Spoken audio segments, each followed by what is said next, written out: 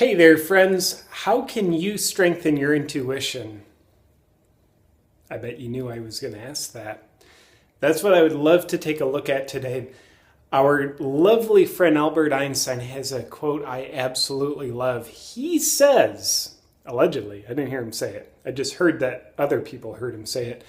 Einstein says, the intuitive mind is a sacred gift and our rational mind is a faithful servant. So the question is, do you live in a way that honors the servant and discounts the sacred gift, or do you live in a way that honors the sacred gift of your intuitive mind?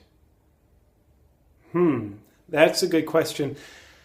When it comes to intuition, I do believe we all have an absolutely brilliant intuitive mind. In fact, I don't think our intuitive mind itself is brilliant. I think our intuitive mind is just an amazing connection to something that's super brilliant beyond our own thinking mind or our own personal faculties. But nonetheless, I believe it taps us into a well of wisdom that's well beyond our own self. I said the word well quite a bit there. So, I don't believe that there's a human being on earth without an intuitive mind. I think the design team does not make human beings without a brilliant intuitive mind. You don't see the intuitive mind in anatomy books, so a lot of us live our life, early stages of our life at least, not even knowing that this beautiful gift we all have is absolutely a part of our being because it's not shown to us in books, it's not reflected to us and validated to us through our families. So I do believe we all suffer the consequences of being disconnected with our intuition until we've learned the consequences of being disconnected from our intuition. Then I think we kind of wake up. We wake up to realize how sleepy we've been, how asleep we've been to our intuition, and then we become motivated to begin a very close relationship with our intuition. I don't believe there's any nuance of your life where your intuition doesn't have a lot of potential to enhance you. So with that said, I would challenge you to work on becoming more intuitive, inviting your intuition into your life more. It's very near and dear in my life, all aspects of my life, personal life, the professional life, the client work I do. I think ideas I have for videos are very intuitively inspired, expired, either way. So there's not much of my life that's not impacted by intuition. So in other words, I'm a fan. I'm not always intuitively awake. I'm by no means am I going to say I'm always wide open. Sometimes I'm more awake than others. So anyway, challenging you, how would it be to not make decisions based on what you think, but make decisions based on what you're intuitively guided towards? So my experience, others will disagree and whatever. My experience is that intuition shows up in two primary ways. Might be one or the other, or a little bit of both, or a lot of both if you're lucky. Method number one is like a feeling. You know that kind of gut feel? Ugh, this doesn't feel right. Or, ooh, this feels really right. Or it's just a very subtle gut feel. It may not be like, this feels really right, but this kind of feels right. So that feeling-oriented biofeedback mechanism of intuition, I think, is one to pay attention to. The other is what I would call a knowing, where it's not really coming from our thinking mind, but there's just like this flash of knowing in my mind. Like, oh, this is the decision I'm going to make, or this is where I want to go. This is what I want to do. It's just a knowing that's not generated at the speed of light of our thinking. It's generated faster than the speed of light, which our thinking moves.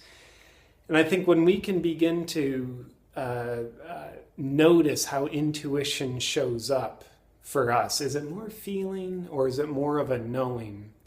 Then we can walk deeper into our intuition. So for me, step number one is Do your best to recognize how intuition shows up for you. Second step, speaking in fragmented sentences today. I must be intuitively inspired to do that.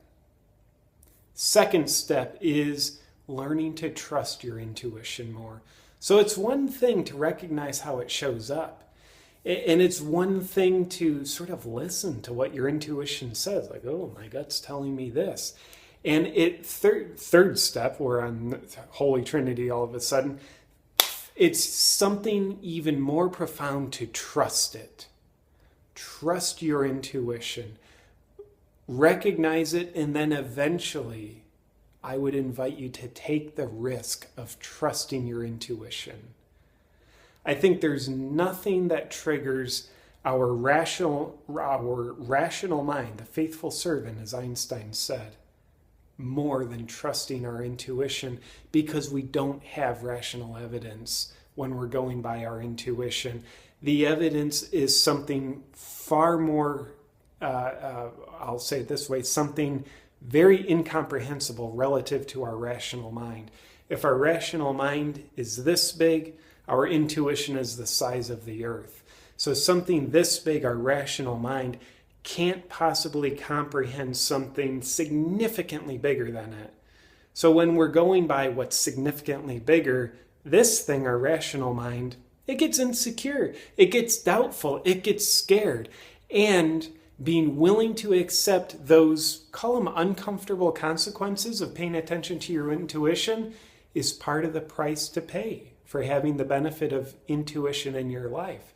A lot of people sit there and say, boy, life would be way better if I just followed my intuition. I would say, yeah, probably. But there would also be a new dimension of discomfort in your life. Each time you follow your intuition, what if you found out a part of you will feel insecure as hell about it? Are you willing to experience that discomfort in the name of honoring your intuition? If you are, I think there's pretty interesting dimensions of you that open up. Mention Einstein. When you think of great thinkers, which I think we're all great thinkers, we all have those capabilities. But when you think of great thinkers like Einstein, I think their greatness wasn't based on their ability to think. I think their greatness was based on their ability to not think. Their ability to not think so that they could hear and pay attention to and feel the soft whispers of their intuition. So with that said, a couple other steps I'd invite you to play with to strengthen your intuition is the next step would be when you make a choice based on your intuition, don't try to rationalize it. That can suck us down into a black hole where our connection to our intuition gets crushed. So I mentioned before, I don't like to make decisions based on what I think. So when I make a decision based on what feels right to me, like, okay, partner with this person, don't partner with this person, whatever the decision is, mine is to feel the insecurity of following the intuition and not knowing why not knowing why my intuition is guiding me down this certain path. Not knowing why is inherently feels insecure to our egos. So we try to rationalize it. We try to make up stories about why I'm doing this.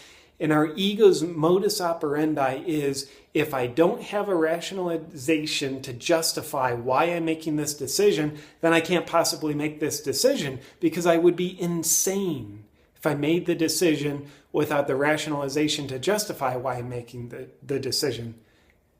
And you know what? I'd halfway agree with that. You are either insane or you are intuitive. So I would be careful. Don't let yourself be seduced by another part of you into needing to rationalize your intuitive decisions. I'll just plop that on your lap and you can see how that soaks in.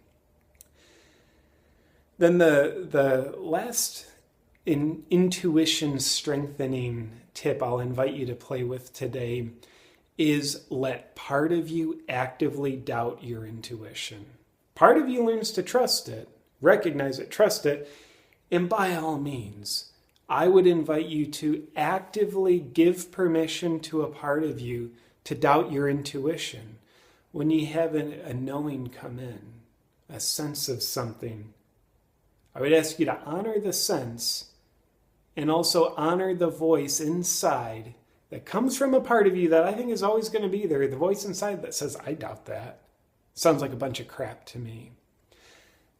Why would I ask you to honor the doubt while you honor the intuition?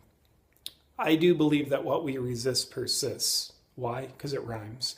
And two, it seems true to me.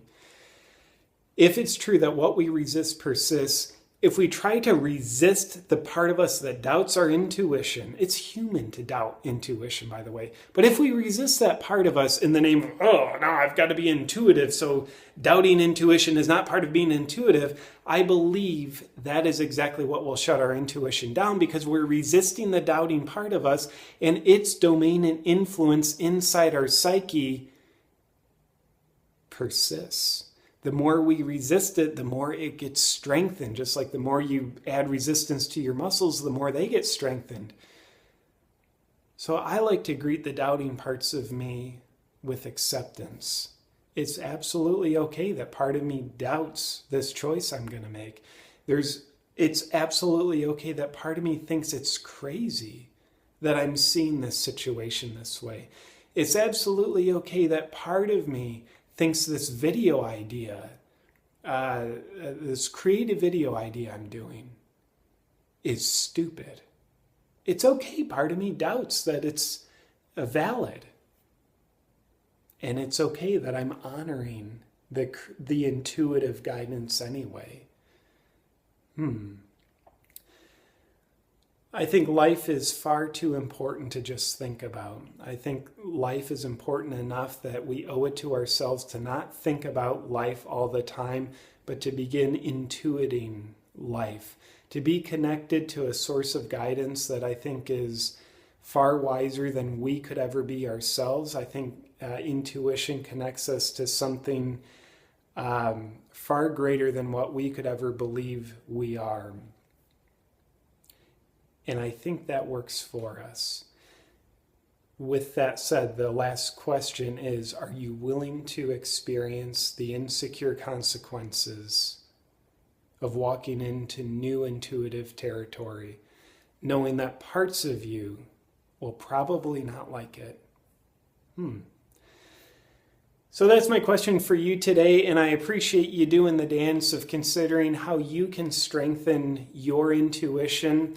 And if you're in touch with your intuition right now, you'll probably likely know that I'm about to invite you to subscribe to my YouTube channel if you haven't already. But just to try and outsmart your intuition, I'm not going to do that. Talk to you guys next time.